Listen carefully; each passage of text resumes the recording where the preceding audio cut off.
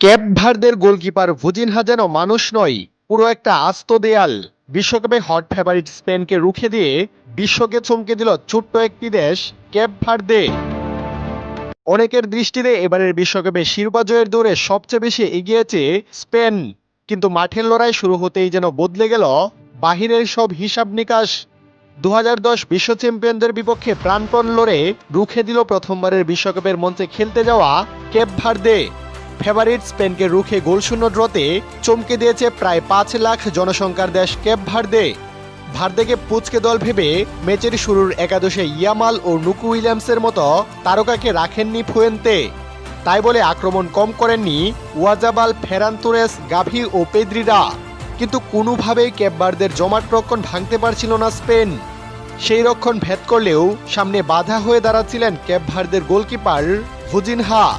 প্রথমার্ধে স্পেনের নেওয়া 13 শটের 4টি ছিল সরাসরি লক্ষ্য বরাবর, সবগুলোই ঠেকিয়েছেন ভুজিনহা। এর মধ্যে অন্তত 3টি সেভস ছিল চোখ ধাঁধানো। 38তম মিনিটে পেদ্রির জোরালো শট দারুণভাবে ক্রসবারের উপর দিয়ে পার করেছেন। 3 মিনিট যেতে না যেতেই আবারও স্পেনকে হতাশ করেন ভুজিনহা। ফেরান তোরেসের শট ক্রসবারে লেগে ফিরতি বল যায় ওয়াজাবেলের কাছে। সেখান থেকেই হেড করেছিলেন রিয়াল সোসিয়েদাদে খেলা 29 বছর বয়সী স্ট্রাইকার। সেটিও ক্রসবারের উপর দিয়ে পার করে দেন কেপ ভার্দের গোলকিপার। দ্বিতীয়ার্ধে প্রায় একইভাবে চলতে থাকে খেলা। স্পেন আক্রমণ করে ঠিকই, কিন্তু সেসব আর পূর্ণতা পায় না। 71তম মিনিটে গাভি ও রুইজের বদলি হিসেবে ইয়ামাল ও মেরুনুকে মাঠে নামান ফুয়েন্তে।